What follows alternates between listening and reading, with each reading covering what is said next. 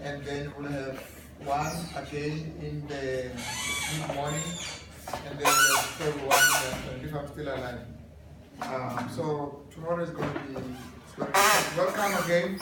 Now look at some of the questions we said. The Bible basically deals with everything, and not everything. Stories, there are good, there are bad stories. Not every story in the Bible is supposed to be followed. Some stories are bad, but they are inspired. Those are true bad stories. They are true. They happen. We looked at these three questions in our introduction, that the Bible basically addresses those questions. So those questions are important if you want to live a life that has meaning and direction. At some point you need to address those questions. And we said, where do I come from? What am I doing here? What's the meaning and the purpose of life? And where to from here? What happens when I die? What will happen to this world? Will I live forever? You know you won't. You pass the graveyard almost every day. That's where you're going to end if things continue the way they are. So what makes our life also urgent is the realization that we are, with the brevity of life, that life is short. Of course, when you are young, like some of you are, you think you will live forever. Then the nice thing about that is, even when you are dead, you are not aware that you are dead. You still think you are living forever. So you can't win that argument. I can't win an argument with a person that says I will live forever. Because when he's dead, I can't wake him up and say, what do you say now? You're dead. He's not going to answer. So he has won the argument. So that's what happens. We all think that we're going to live forever until we die, and we don't even know that we're dead. Until one day we wake up, then we realize, man, I was dead. So this thing called death is real. So because of that, you see, there's something about human beings, we can anticipate our demise. And that makes us to ask questions about the meaning of life. But of course, I'm going to show you tomorrow in one of the sessions that living the purpose according to the one who has created us. We said yesterday, we have been created by God.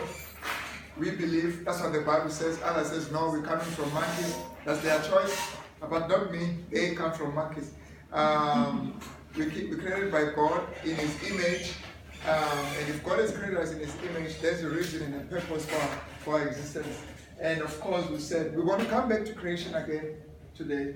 Then we say we are here to give glory to the one who created us. If I manufacture something, if I do something, if I create something, that which I create, even before it exists, there's a purpose for it. The purpose brings the object into being. So our being here is proof that there's purpose for our existence. And now I'm saying, for us to be able to do that, to live a life that gives God the glory, we are creatures of contradiction. So we need to be assisted to do that. So the Bible talks about the cross of Christ as an enabler, that which helps us, empowers us to live according to that. Because something happened after God created us, and it's called sin in the Bible. I know I'm being simplistic. It is called sin, and that sort of seeks to divert us from the original purpose. Sin basically militates against God's purpose. So God had to actually devise another plan to bring us back to the original plan. And we call that salvation, the cross, sin, grace, faith, and all of that. So all of that I've mentioned, which is the package of salvation, is intended and designed to help us live lives that are pleasing to God. So God does not only expect us to live and give glory to Him, He also has contracted Himself to humanity to help us to live according to His will.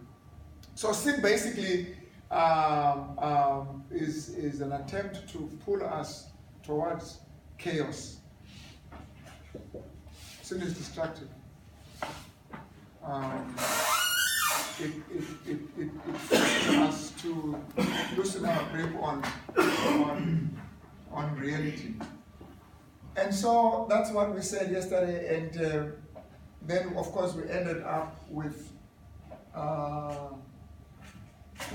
I have the right presentation? Sorry, let me just look at this. Yeah. We ended up with, I'm going to prepare a place for you. It's a culmination of history as a climax of history. I call the second coming of Christ the climax and the cross of Christ the central. The cross of Christ is meaningless without the coming of Christ. The reason why Christ had to come the first time is because he was praying to come the second time. So the first time is actually shows the importance of the second coming. So Christ says, I'm going to come so that I can be able to receive people unto myself. Let me create a way of saving them so that when I come I can have them. So you will see that when Christ goes to the cross, he dies on the cross, he is also encouraged by his own coming. So he is coming. The fact that he's going to come again encourages him to die on the cross. So the second coming of Christ motivated Christ to die on the cross. Yeah.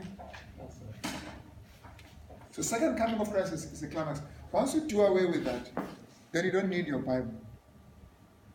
Because what's the point? Why would Christ die and he's not coming again? I mean, what's the point of giving glory to God? History has no meaning if there's no second coming. That is why second coming, to a great extent, can be ridiculed. But once you accept, you see, that's when God approaches Nebuchadnezzar, he doesn't approach him trying to say, I'm God, I exist, and this and that. He says, I'm coming again. So once you grasp that, once you grasp that and understand that, all other questions then will have to be answered. How can I be ready for his coming? And all of that. Who is God in my life? All of that because of that. So God introduced himself in this whole understanding of second coming.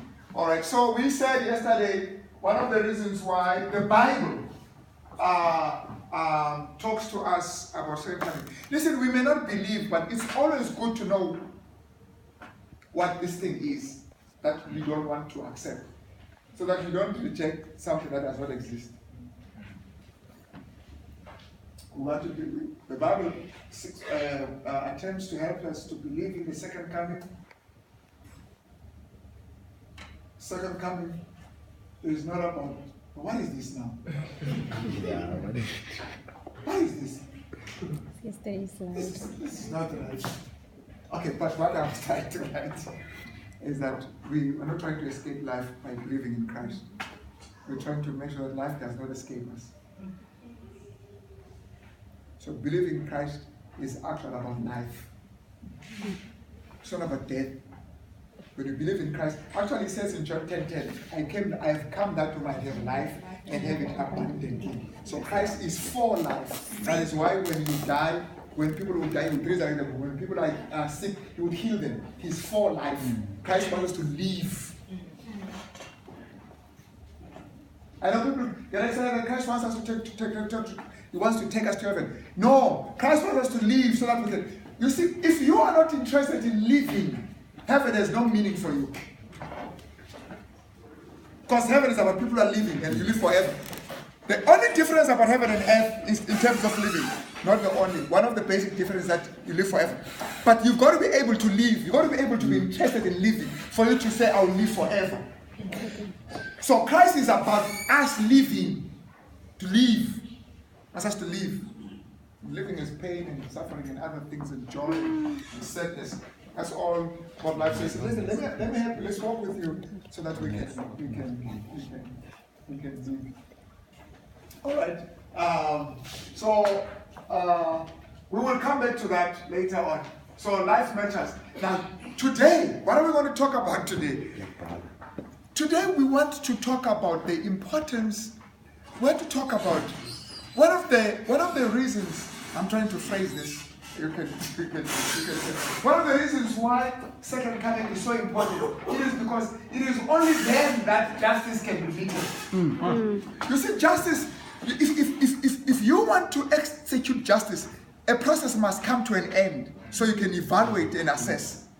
And then you can. It's difficult to say, okay, now let's deal with. If life continues forever, there will never come a time for recording. There will never come. You are at school, and your schooling will be meaningless if there's no time where you write an exam. And writing an exam means an end. There has to be an end. So you give an account, it's a day of reckoning what you have done this year. Then you progress. But if there is no end, if we just school, Forever writing assignments. There's something wrong. We cannot be motivated. So life has to come to an end so that there can be an evaluation. So the second coming makes it possible for evaluation, judgment, justice to be executed. You look at this could be anyone. You look at this, you can write an essay here, we can come up with all kinds of stories. Why is this boy crying? This boy is not crying because it's just a young man. It's a girl. It's a girl. Why is this girl crying?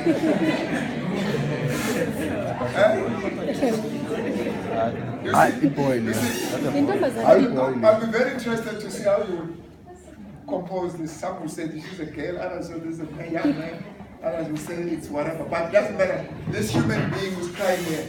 Why is he still weeping? He's not crying, he's weeping. Sometimes when you make noise, you still have strength. But when you just see tears, sometimes the pain is so deep. Yeah. Just see tears falling. Maybe we saw, oh man, I don't know whether you saw that one. In this war stricken. You know, in South Africa we complain, we are being punished. Are being punished. Some of you are driving Mercedes Benz who are being punished. Sitting in the salon, they're having a hairstyle for 350. Do you know these war-stricken countries? Serious? When you wake up, you don't know whether when the sun sets, you'll still be alive. When you lose everybody in your home, it's war. I mean, you go to Syria, you go to, Darfur, Sudan, you go to, it's bad. And there's this story of this young man, 12 years old, around 40 or so. He carried his brother who died. Do you remember that story? His dead brother on his bed, carried him for some time, a day or two, to a place where he was going to be buried. Now that's painful. I'm not saying that's the brother, but those are some of the things that make you go through that experience. Another question is, if you see that and you say to me, life will continue like that forever. That's right. That's right. Forever. There will never be a day of reckoning. There will never be a day when people must give an account. Whoever has shed those tears, whoever is the cause of those tears, is free forever. Because we live forever. He will die. He'll die. This boy will grow and die. The one who caused this will grow and die. Then there's something radically wrong about this life. Of course, once in a while people go to court and they win, others don't. You get your, we lost our cousin. Let me not say this was still part of investigation, but there's evidence who's caused that. Cameras picked up wherever, because it was where there was CCTV, whatever cameras. Almost what now? 2 months? 3 months? Nothing? They just walk around. There's no justice in this one. Let's get a good lawyer, you're fine. Get a good corrupt policeman, you're fine.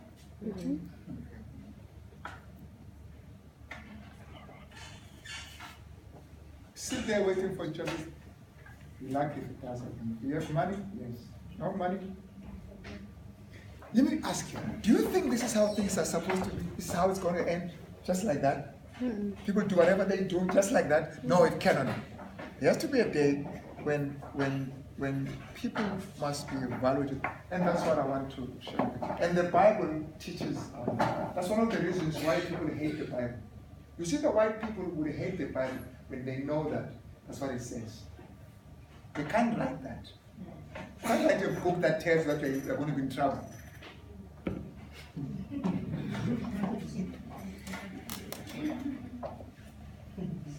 If you read the Bible, you come to one conclusion. It was not written by human beings, because the Bible is against human beings. Yes. There's no way. If you say the Bible was written by Jews, then David must be the hero. He will never record the fact that he was also a villain. If you say the Jews wrote the Bible, then you read the Bible, it is against the Jews, it shows them how they were punished, it shows how God dealt with them. Then there's no way you can write a history like that about yourself. When you read the Bible, there's something that comes out very clear. This book is against, it is no respecter of persons, this book. So even amongst the 12 that were chosen, there's one who betrays Christ right there. So who wrote the book? Because if you write the book and you say it was written by God, then you are a liar. Then you say you must not lie. You're expecting a person who's a liar to write a book like that. But let me tell you something, and we're going to finish this thing tomorrow. Let me tell you something, which is very interesting. Some of you miss it out. What we need to deal with here, that I've lost my father, I've lost my brother, you've lost your sister. Karabo is very few days ago. What we want to know is who did that and why. You know, when Pistorius did whatever he did, the whole country stood still, listening, our blow by blow. What happened? We want to know. You don't just want, if you hear that so-and-so did this, and then tomorrow, he's killed. No, that's not what you want. You want justice. You want this guy to speak. You want this guy to be cross-examined. You want this guy to tell what happened. You want all of that. Just him dying is not important. What the Bible promises is not just a killing. It's not just a destruction of evil people. It's judgment. So we see, roads must fall. Roads must fall. You don't see students kicking roads, the statue. No. That's fine. But we must have roads in person. Roads must be given a chance to talk. And we ask, what happened? What did you do? What did you do in Zambia? Why? He had this lot of money. Sometimes even at one stage he said he can even buy an inhabitant world. He had his own band and militia and stuff like that. But you need to bring up and say, what's this issue? Against us. You've got to be able to, even when a person has been sentenced to death, there's still this thing that says, but why? I want to understand. But let me just add one thing. That's normal. In this whole thing, and some of you are going to be shocked by this, in this whole thing, even God must be questioned. Yeah. Of course. You see, when there's judgment, even the judge is part of the process. Because if he comes up with something against the evidence that is not supported by the evidence, then we say it's a corrupt judge. Now, we had a problem with Masipa. We really had a problem with Masipa with this. We really felt that, but there's something that's not right here. So in the execution of judgment, you must come up also and be vindicated that you are fair. So by subjecting whoever calls this to judgment, even the one who sits behind, who sits in the throne, is also under scrutiny. Because you know what? One way or the other, some of us have implicated God in the pain that we are going through. So he must answer also. At some point he must be vindicated. His name must be clear. So judgment is important for God, even also for his own character. And you will see that coming out very clear tomorrow. So God is not interested in just saying, I'm God, I know everything. You are a sinner, go to hell. But we don't know that he's a sinner. We don't know that. So how do we look at you when you just summarily just take people and destroy them? No one must be destroyed until everybody is sure and convinced that they must be destroyed. And we'll show that. We'll show that. No one goes to hell until all of those who are not in hell have voted for him. And he must vote for himself also to go to hell.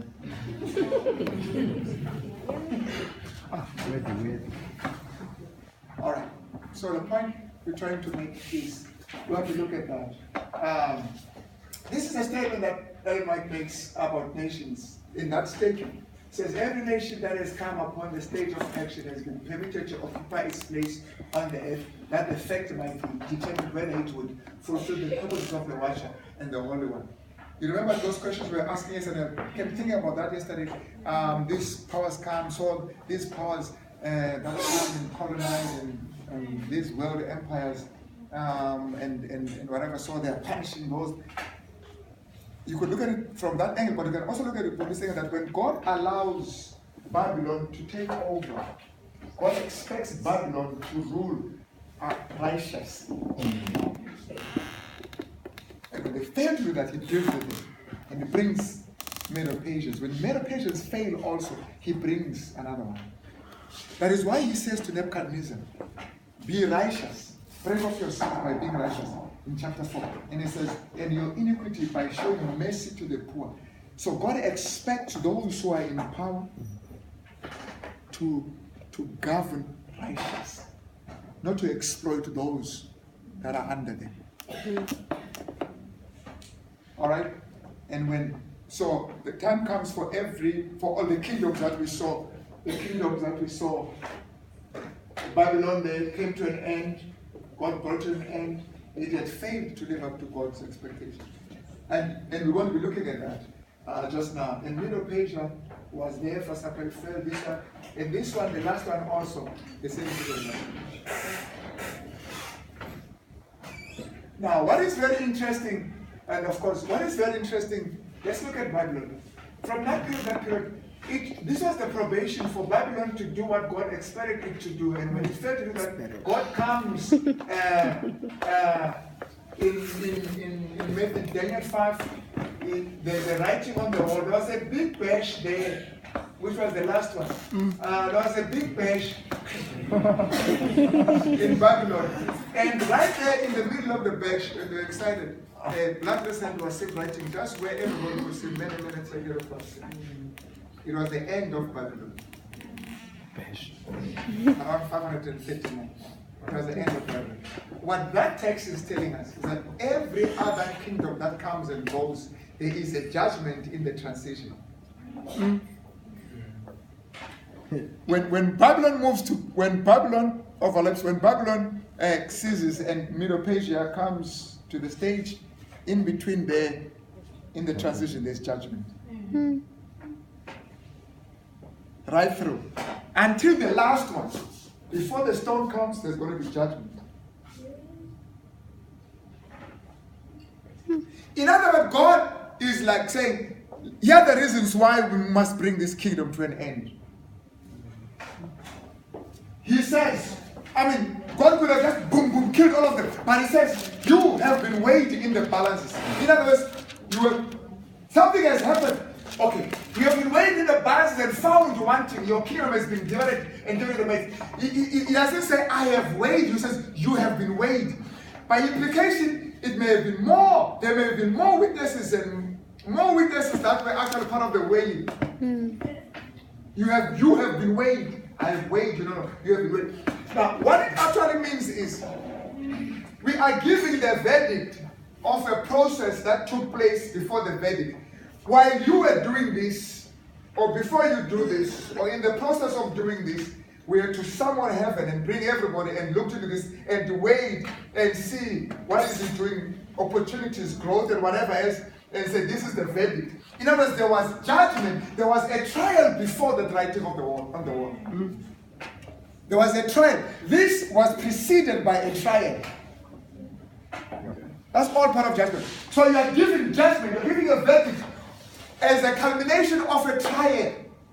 You have been found, you have been weighed in the balances and found wanting. Now let's see. How were they found? How was it found wanting? The Bible says that very night, Belshazzar was slain. God. Of course, now we're talking about Belshazzar, but remember, Belshazzar symbolizes Babylon. So Babylon has been found wanting. It's over. Okay? When ANC said we're going to rule until Christ comes, then I said, I don't know what Christ will say. It's not just the period, it's also what you did during that period. Now I wouldn't be excited about that. Because Christ will evaluate what ANC has done during that period.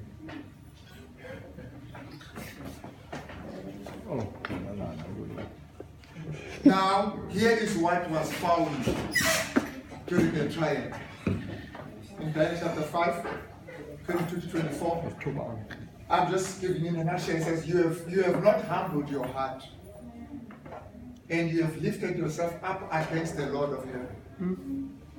The God who holds your breath in his hand, you have not glorified. You remember that second part in those three questions? You have lived as if there is no creator. You have lived as if you created yourself. You have lived as if you evolved from animals. You have lived as if you're not going to give an account. You have lived a reckless life, an irresponsible life, as if you brought yourself into existence. So he says here, and yet your breath is in God's hands, and the very person that sustains you, you have not glorified. One of the reasons why, when we have said everything against God and saying it, sustained by the power of God to say it, we find it very difficult to sleep, because something says, what if? There's something very amazing about human beings. A human being knows deep down in his heart. You don't need to have a PhD. You know deep down in your heart that I was created. There's no way I could have just come up from nowhere. You know that. Because for you to pass your degree, you must study. But you came without any study. Oh Lord have mercy. You came with no study. You just came. But for you to continue living, you must study. Something is not right. Why don't you just stay at home? Let evolution take it. And then you wake up with a degree. You can't. It doesn't happen. But then you tell another person you came like that, but you can't even get a degree like that.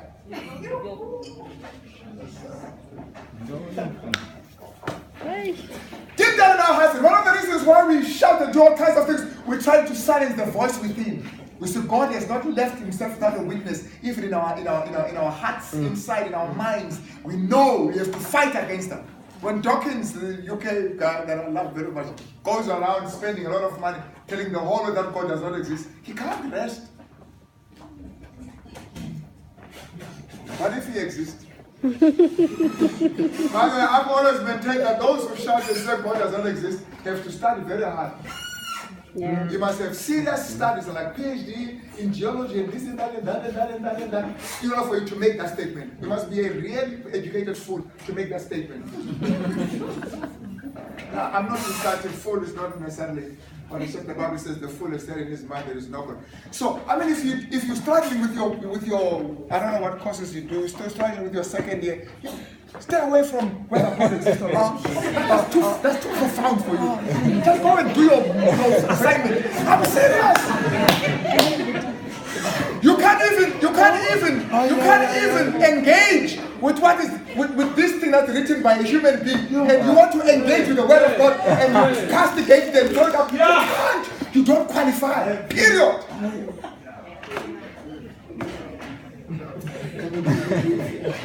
You're asking cosmological issues that have to do with the running of the cosmos, where you can't even comb your own hair.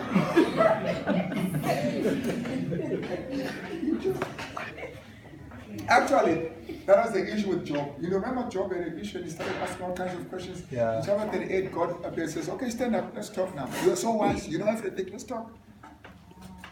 Where were you? When I created heaven, did I ask help from you? When I set the boundaries for sea, did I come to you? When I created these big animals, did I come to you? Speak, because you know.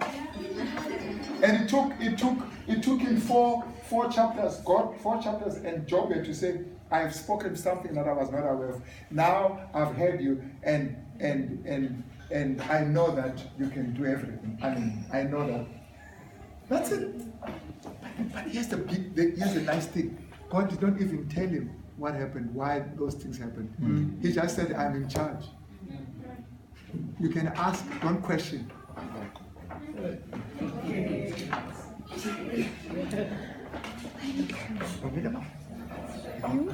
What we see in that indictment is that we are here to give glory to God as Belshazzar, and that God is the creator. So Belshazzar did away with this, and then he felt with his free to do as he pleases. There is no God, let's come and drink, let's women, let's party, hey, let's enjoy life. And it's very exciting that when we start talking like that, usually it has nothing to do with life. I've made this point. When a person says, look, fewer, I don't know how you say it in English. When a person says, look, fewer, then you know hearing that has nothing to do with life. You don't go to church and come back and say, look, fewer, it doesn't work like that. That's the only place where you can't say look, fewer. But then you come from a party and you say, look, fewer. But you are trying to convince us that there is life there. And yet your mouth is actually contradicting the whole thing.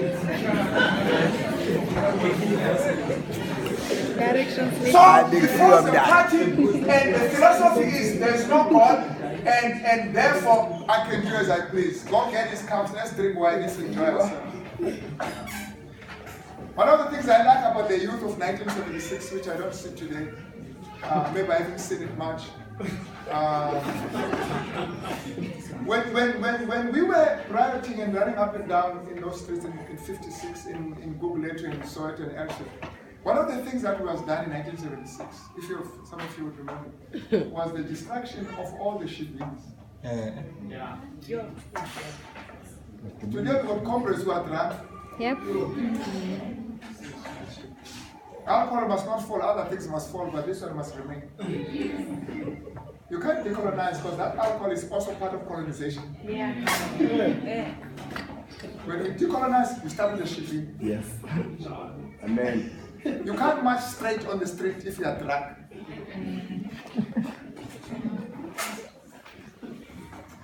Now, here's a point that I'm going to raise. What happens when you remove God as the foundation of life? As the one who gives it meaning and substance and shape.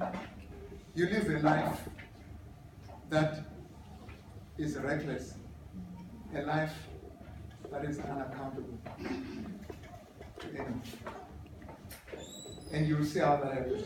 Let me just give you some of the what some guys have said, so that you will believe. The Passion of the Western Mind, that's a book by Tanner. He says the human mind, when evolution emerged, social Darwinism. When that emerged, the 19th century, the human mind was not a divine endowment, but a biological tool. In other words, evolution saw the human mind as a biological tool, just a biological tool. Something that just evolved. The structures and movement of nature was the result not of God's benevolent design and purpose, but of an amoral, random, and brutal struggle for survival, in which success went not to the virtuous, but to the feet. You know, the cornerstone of evolution, survival of the fittest, random selection. And as one author said, how can you talk about survival of the fittest without talking about the arrival of the fittest? How do you survive without arriving?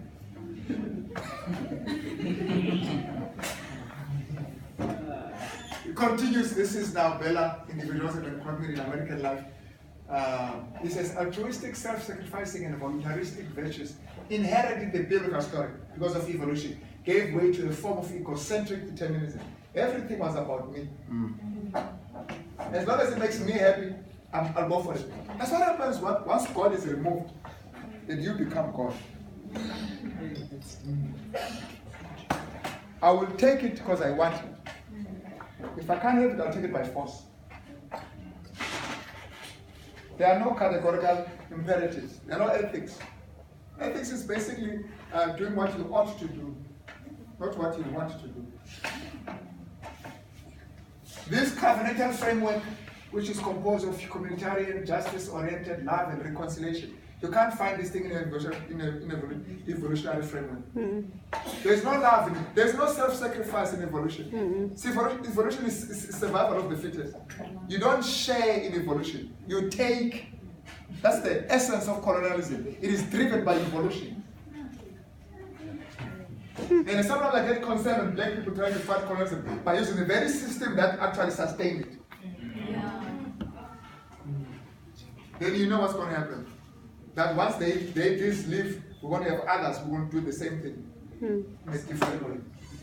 And now this covenantal framework was replaced by utilitarian and expressive individualism. It's all about me. Even when a person wants to marry, I love you. Sometimes you wonder, does he love me or love himself? He loves himself. Honestly, I mean, sometimes that's what it is. I love you. But why are you touching your heart? Why not touch my heart?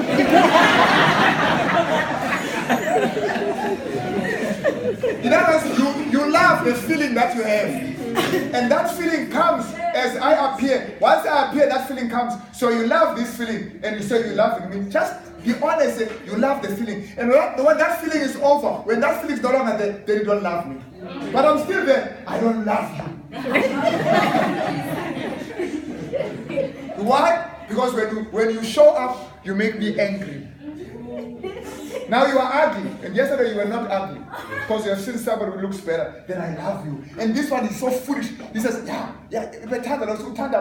used to love that. You are foolish. You're going to suffer the same fate.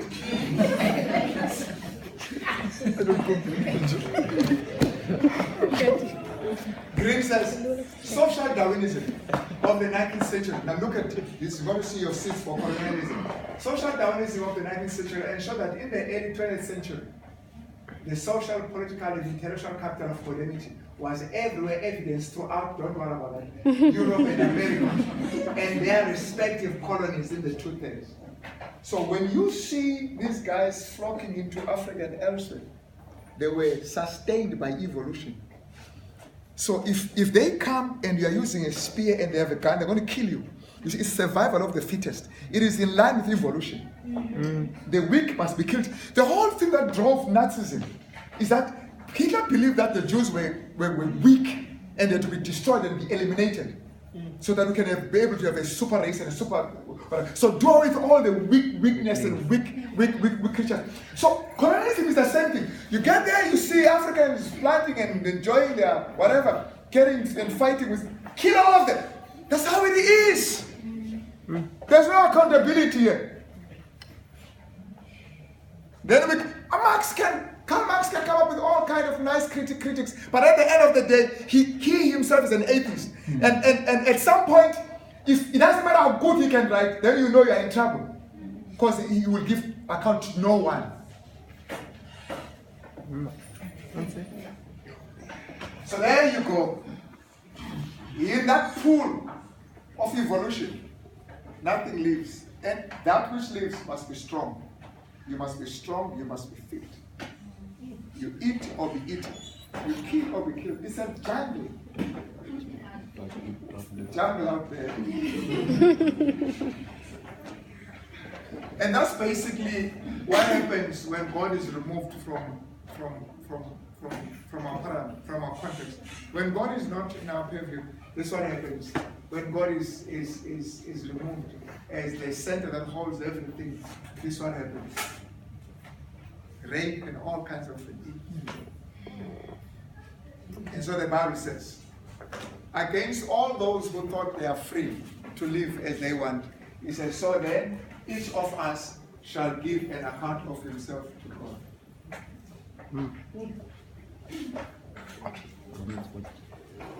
I was in Thailand, Bangkok. So we hired a van and a car. Then we bring it back. So they are checking. You know how they check? They don't check when they give you the car. They don't check as much as they check when you bring it back. I mean, the guy was like, I can't get it. On the windscreen, look for a little chip. I said, but you didn't do this well. Then he found something so tiny. He says, you have to pay for this. And I was laughing. And I said, and then there are human beings who think that they can live their lives and God does not have to check. I'm not saying in that fashion, like looking for something to destroy you, but you can just live a life that is not your life and with no accountability. So then each of us shall do what? See. But you can say, I don't believe that. Oh, that's fine. It's okay.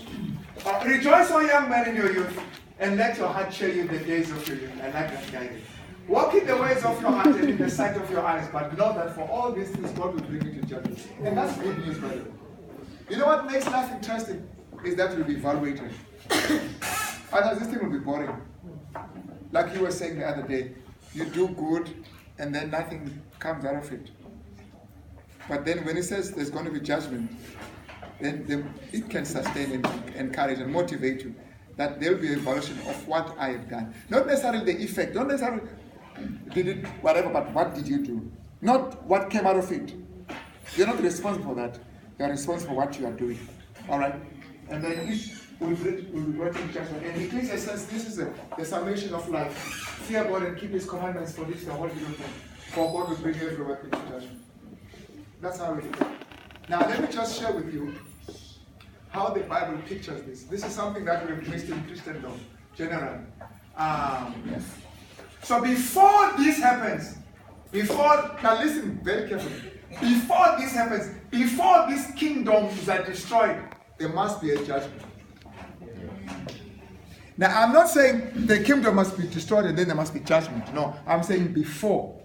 If I look at what happened in Daniel chapter 2, before this kingdom is destroyed, there must be a judgment to actually give reasons why it's going to be destroyed. Am I right? Yeah. So before this happens, there must be judgment. And that's exactly what the Bible teaches. The Bible says, now I'm raising these things because, so that when we attempted to laugh and scorn the second coming, at least you can say, there are some things in it. It's not that bad.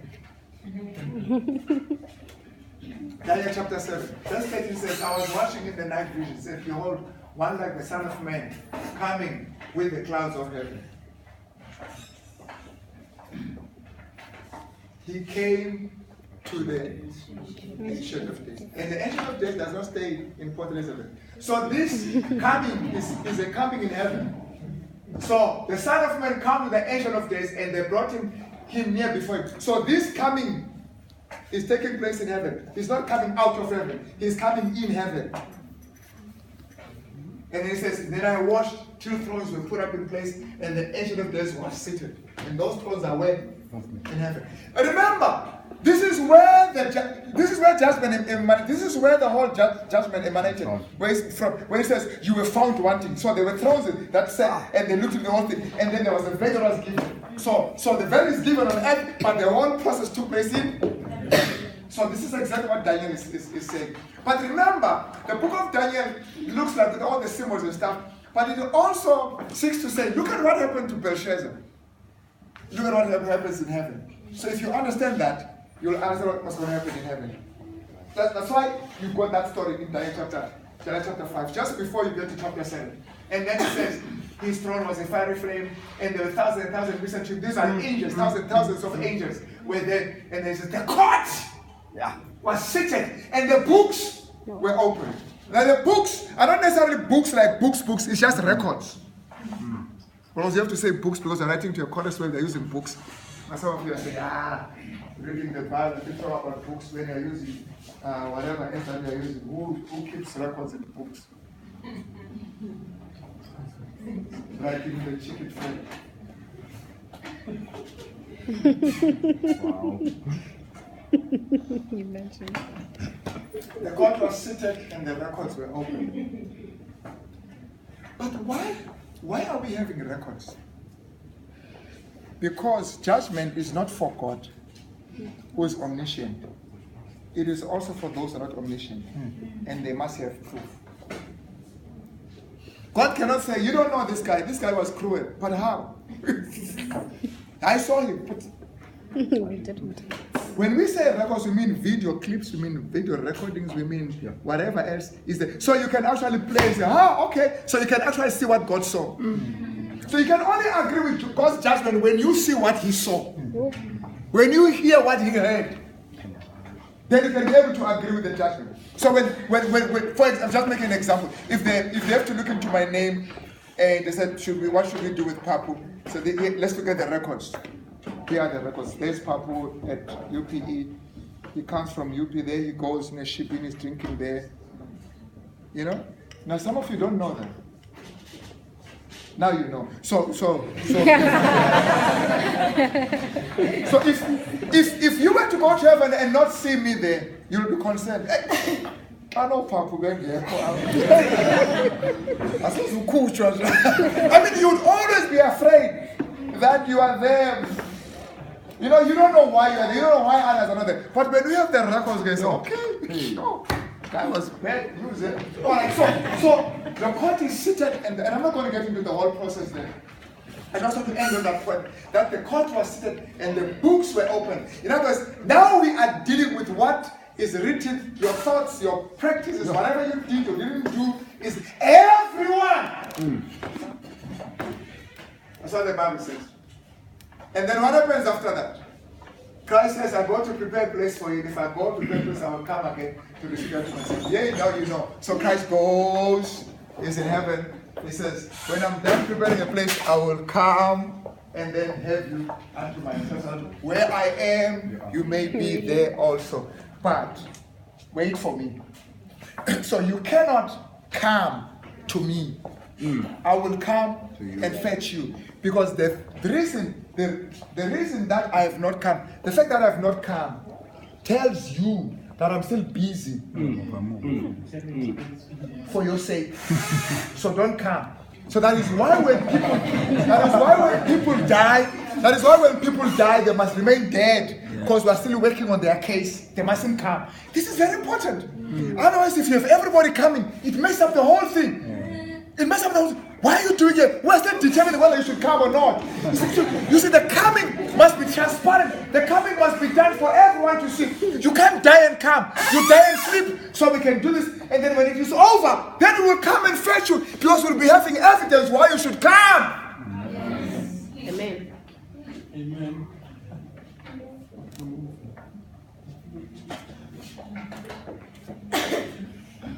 The Bible says, for the Lord himself will descend from heaven with a shout, with the voice of an archangel, and with the trumpet of God, and the dead in Christ will rise first. Then we who are alive and remain shall be caught up together with them in the clouds to meet the Lord. And the dead will rise. Not the dead will come from heaven, they will rise. So nobody goes to heaven before others. We all go there and say, nobody goes there and say, God, look the house, love. No, he says, even with themselves.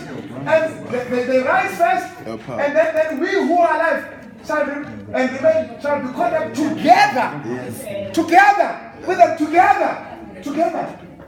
All right, because now there's evidence. There is evidence. Remember, I'm going to come to that. There is evidence that what happened in heaven, we'll put the other side to this tomorrow. But let's just deal with this one part. What happened in heaven is that the angels were there in their thousands. So they actually have the evidence and the knowledge, and they've seen for themselves that indeed these must actually come to heaven. So when Christ comes with angels to fetch his people, even the angels know who's supposed to be brought, and they've got the whole history. They saw the whole thing. You see, angels, that one, that's the first part. They must actually be convinced that some of us are safe to be saved, so that they can be safe when we're there.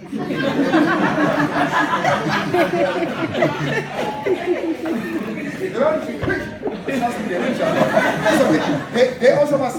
So when they come to, they're excited also because they've gone through the whole process, and then we are brought. But remember, the dead come, but there are those who did not come up. Did you see that? The dead in Christ, not the dead.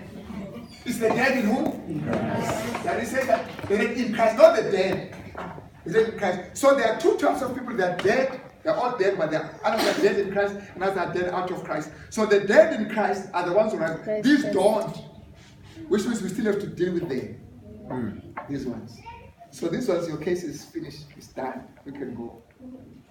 These ones, when we deal with this case, some of those who are here, those who have been risen, must be part of the process to determine the fate of this. That's how transparent the whole thing is. It's amazing. It just makes me excited. Oh. That's one of the reasons why I want to go to heaven. I want to be part of that process. I'm not interested in roller skating in the golden street. Alright, but then the Bible says, then the sky receded in Revelation 6. Then he's going to talk about those now who were not resurrected. And then he says, and then every mountain and island moved out of his place. And the kings of the earth, and the great men, the rich men, the mighty men, hid themselves in the caves and in the rocks of the mountains. And he said to the mountains and rocks, fall on us and hide from the face of him who sits on the throne. You see in Revelation 20 says, and those who now were not risen, they remained dead for 1,000 years. We'll talk about that tomorrow. But those who were alive, they joined those who were dead. And those who were dead in Christ joined those who were alive. And those who were alive out of Christ joined those who were dead out of Christ. So that it's quiet. There's those who are celebrating in heaven. I don't know whether we'll talk about what they are doing in heaven. There are those who are celebrating in heaven. There are those who are dead. That's it. There's no hell yet. If there must be a process to make sure it goes to heaven, there must also be a process to make sure it goes to hell. And why? That's the God we serve.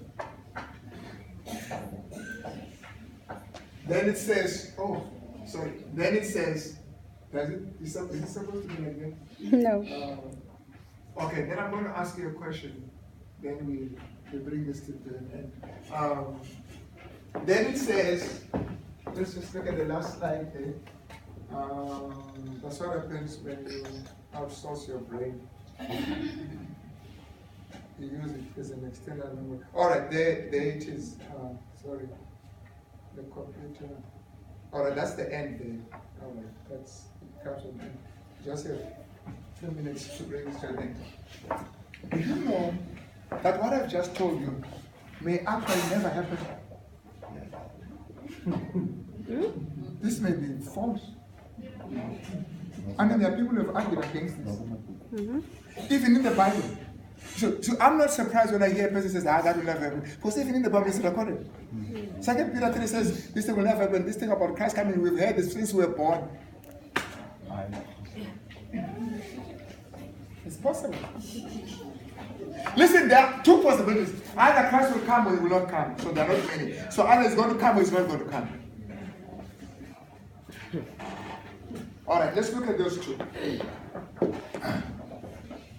So if he doesn't come, we will not know.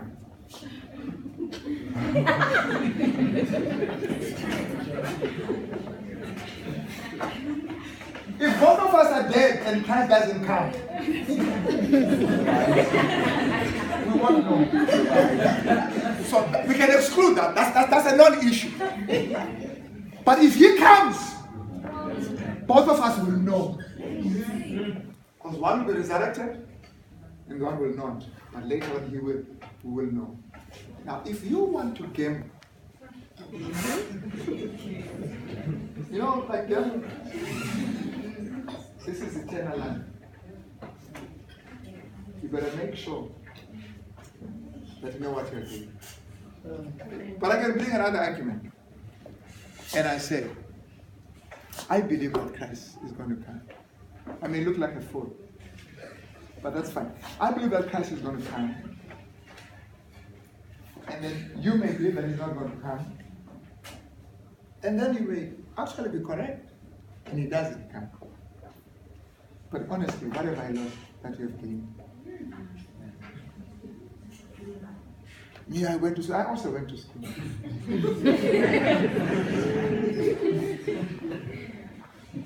I used to drink alcohol the whole weekend. Then mine was better than this because I drank water the whole weekend.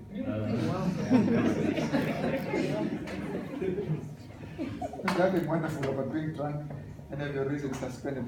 And for the next 2 or 3 days, you don't even know what's happening. Almost camera everywhere. And then you call that life. Now you can't post that. You can't say, oh, pussy. So what do you think you would have had that I did not have? But if he comes, so the Bible says, when that dream was over, the dream is certain, The and the interpretation is sure. Jesus will come. When the book of Revelation opens up, it doesn't say Jesus is coming. That Jesus will come. It says, behold, he's coming with the clouds of heaven. Before John could see any other thing in the book of Revelation, he saw Christ coming. And everything else in that book is written from the perspective of the Christ who is coming. And that for me makes this short life worth living with all its challenges. And I told you yesterday that we're not escaping life. This is not a form of escapism. We don't want life to escape us. You have a motivation to live when you know that you stand a chance of living again. Because to live in the absence of the coming of Christ, it is like decorating a sinking ship. What's the point of saving humanity that's going to be lost forever?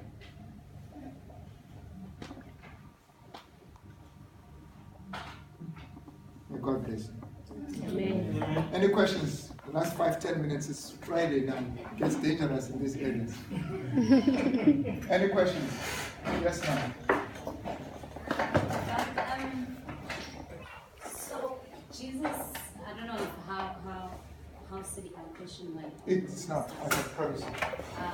But the word Jesus says that when he comes, he's going to come like a thief in the night. And in those days will be like in the days of Lot and Noah, which implies that a lot of people won't know that he has come.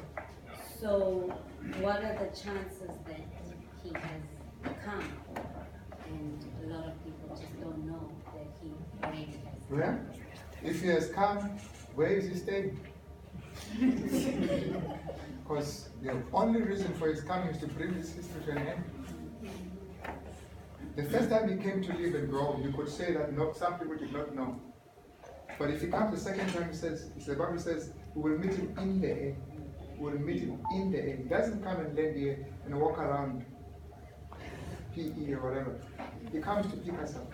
So we know the very fact that we are still here, that he has not come. But he says, when I'm done, I'll come for you. So we can pretty much so. And I know the text on the thief, coming as a thief, is within the context of we must be ready. You know, you don't know when the thief will come, but you can be ready. So when the thief comes, it finds you ready. So he says, you be ready. So it's not like, I'm going to some patrick. No, he says, be ready. So when you are ready, you don't have to worry. Here's a point. I think you're raising a good point. Here's a point. You see, the waiting for the second coming of Christ is living. It's not like, it's in Exodus, men of Galilee, why do you gaze up? Why do you stand there gazing? It's not gazing. That's why they were forbidden from gazing. It is living. So when you say I'm waiting for Christ, you are actually defining a particular way of living. Are you with me? So you are living. You are living. Because remember, when Christ comes, he comes to usher us into a type of living. So what you are doing here is to rehearse that living. Otherwise, you are going to be a misfit in that living. Now, get it from me. There is the tendency to say, let's just do whatever I want to do, enjoy ourselves just before you die. Then you get converted. Then there's a problem with that. That means you don't like that living, but you want to be in that living. It's going to be miserable for you. Now, here's the story.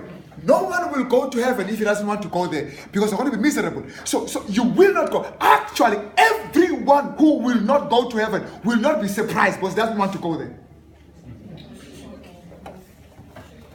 The power of choice, God respects your choice. In other words, when you go to hell, you chose to go to hell. People don't want to go to hell, not because they want to go to heaven. They just don't want to go to hell. They have no. If there was another place, they would go there, but it's only heaven. So I'd rather go to heaven, not as Zulu. But in Zulu, it's not that like But as it's not like I have no choice but to be here. No, you're going to be excited about that thing here. I mean, talk about gossip. If in heaven there's no gossiping, but you enjoy gossiping, you're going to be miserable. So what God says is, listen here. Let me help you learn not to gossip. Let me equip you with the skills of not gossiping. Yeah, because that's the life. So when Paul says, I look forward to heaven, it is because he had started to enjoy. You enjoy heaven here before you go to heaven. Same as hell. So you can't jump into heaven. You walk into heaven. The Bible says, walked with God for 300 years and then it was no more. It is a walk. It is a lifestyle of heaven that takes you to heaven. You've got to be a mobile heaven. You must be a mobile heaven. When Israel was taken from Egypt, it was heaven in the desert all the way to Canaan. Or let me put it this way. It was Canaan in the desert. Because that water, everything, the manna and everything stopped the moment they crossed Jordan into Canaan. It stopped. Which means Canaan. They were in Canaan now. And that Canaan had to stop. The problem with us, we all want to be like the thief on the cross. Much before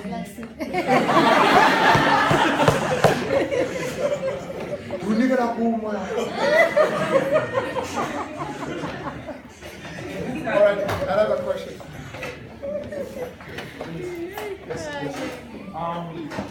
Okay, you said that after every nation there will be judgment, and obviously our nation for all years there will be judgment. You made a point about roads and all those colonialists that they will be judged for their actions. Now, how do we know that roads and every other colonialist didn't repent to God? Yeah. And if they did, wouldn't that process of trying to find out why they did it be? Of course, it will be much. Here's the point. Think about it. You walk into heaven. We're going to talk about heaven tomorrow, because actually it's not even heaven, it's on earth. When Bible talks about heaven, it means renewed earth. Get this whole idea? You see, the idea of us being on earth was never a mistake.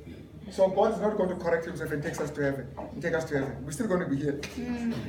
So when you say heaven, you mean earth. But technically, let's say heaven. So you walk into heaven, and there you are greeted by, you're walking in heaven, one of the avenues.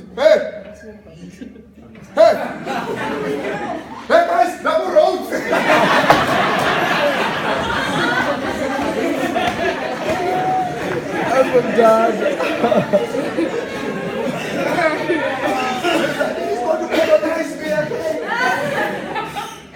Of course, then what happens when you do that? You say, why is this guy here? You see, because we say this whole thing must be transparent. The angels that looked into the process and they were fine. But you were not there. Now, I'm going ahead of what I'm going to say tomorrow. You were not there. So, the records. Let's check. No, man. We misunderstood this guy. No, we didn't. No, that's not what happened. Okay. There are people who have been judged wrongly. You have no platform to defend yourself. And everybody thinks you are wrong. Yeah. But one day, God will vindicate you. Come, Lord Jesus.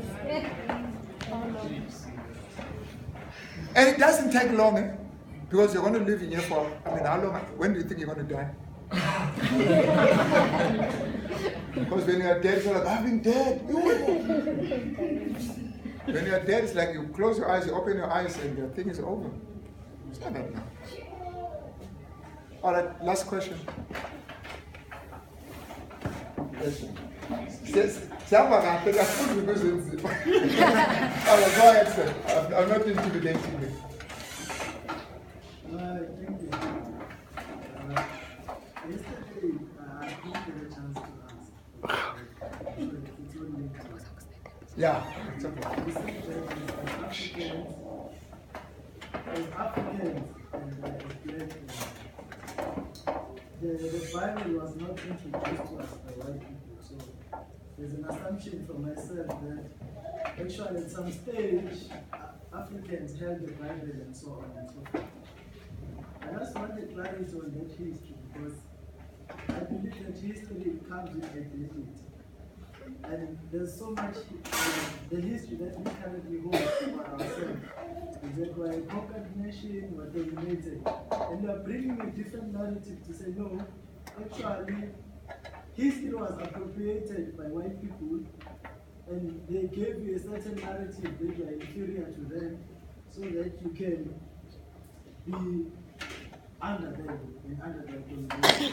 So I just want clarity on that part.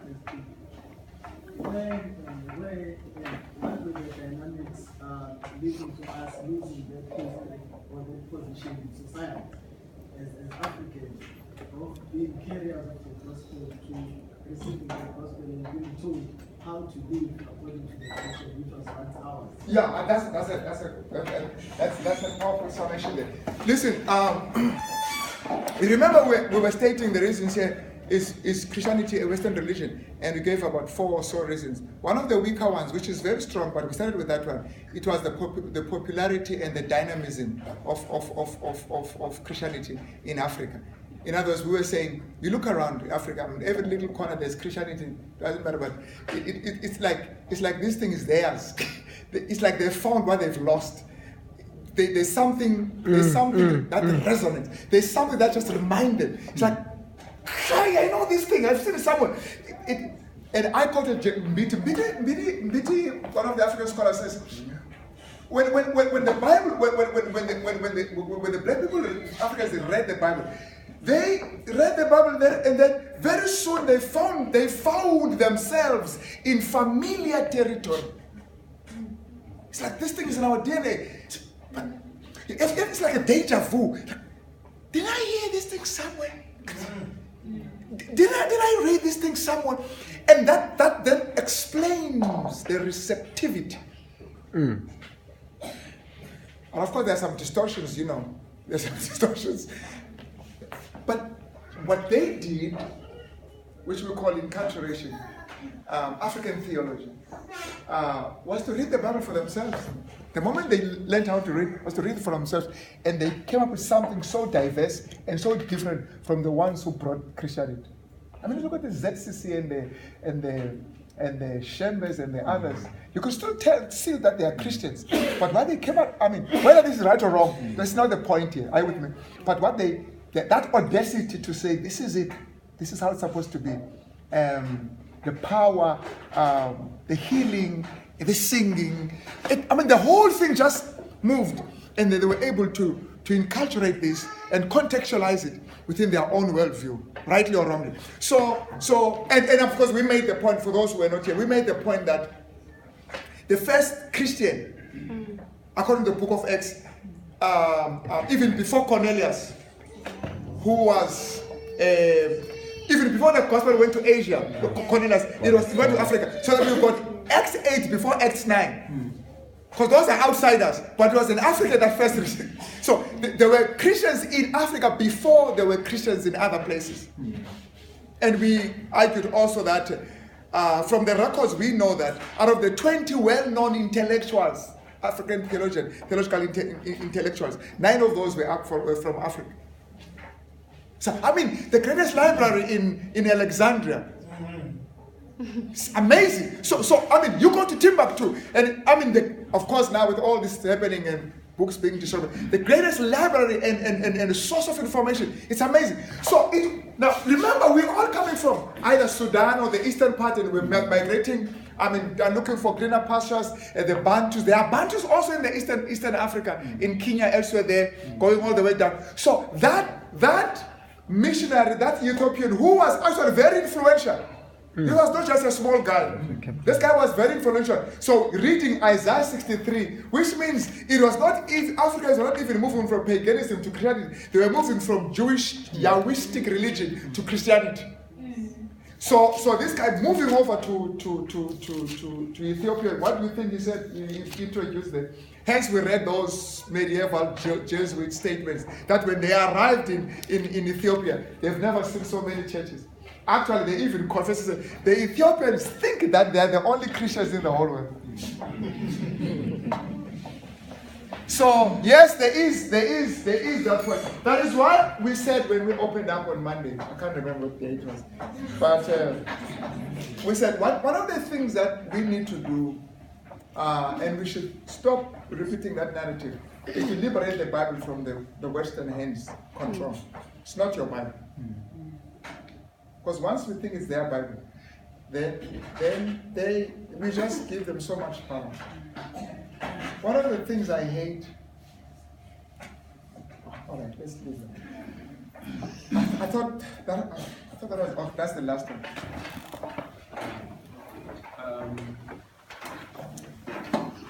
My question is on culture.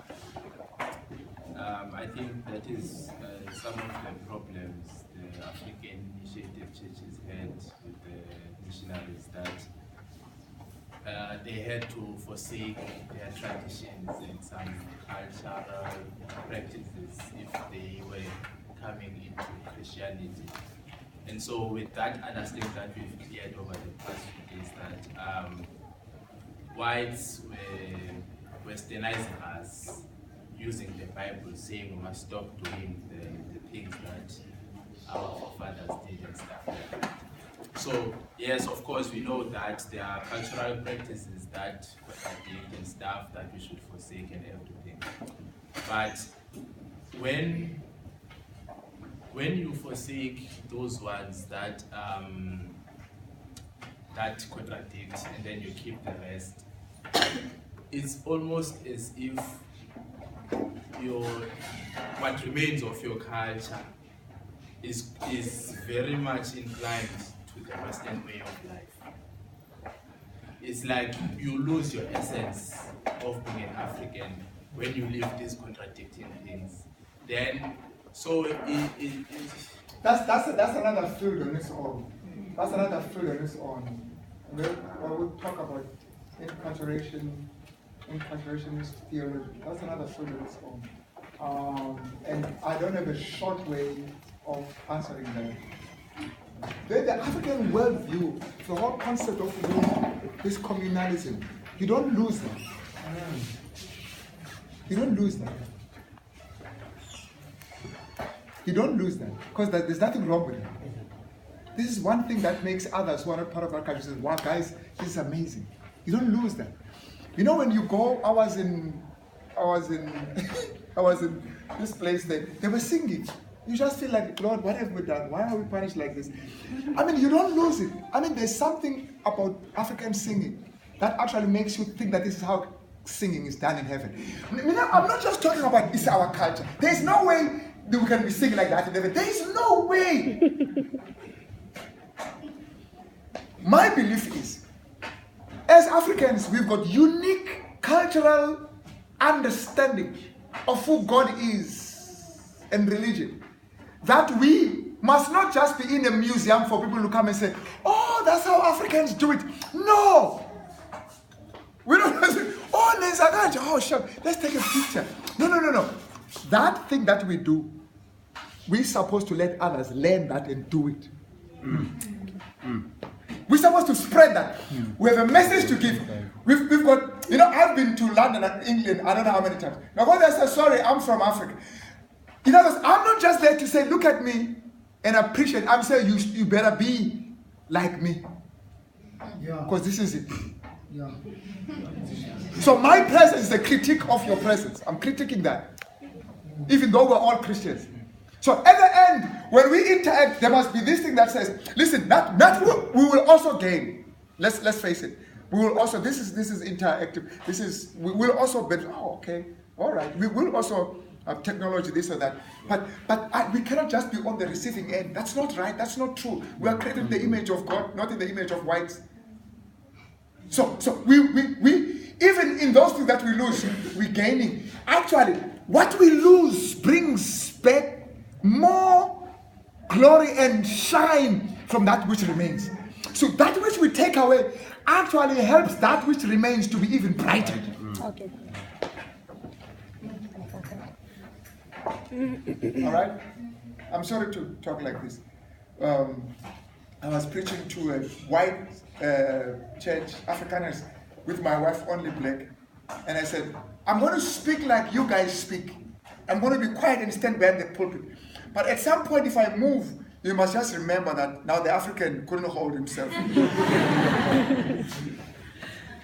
All right, so if at some point I behaved and spoke like I'm not intelligent, You know? in this academic environment where you must like, yeah, let's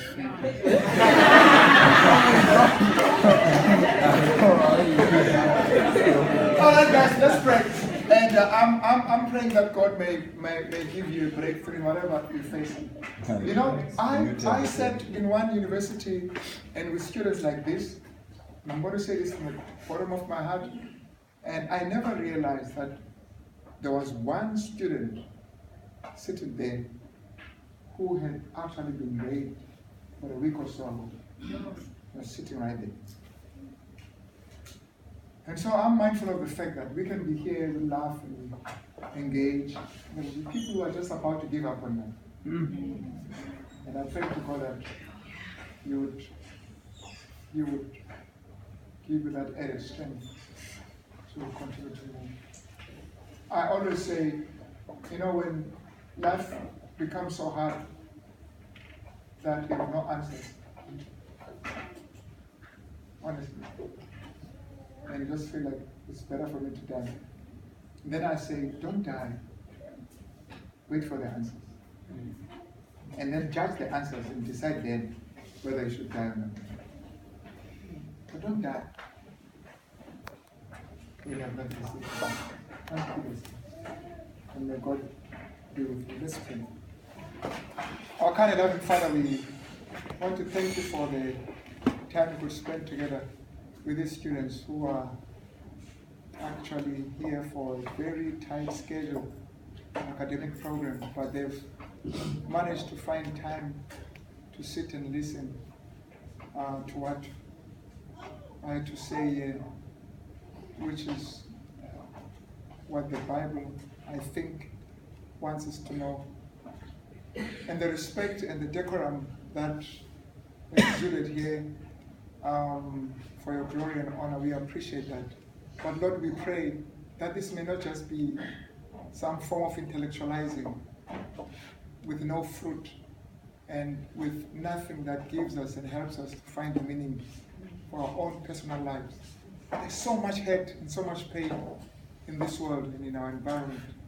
And right now, dear Father, we don't want to sit down and be casting blame on anyone, but we want to, in the short life that we have here, do the best we can to make this life a better life, not for us, but even for those around us. Bless us, Lord, and meet everyone seated here, each and every person seated here, at their point of need, because you know how to do that. In the name of Christ we pray. Amen. God bless.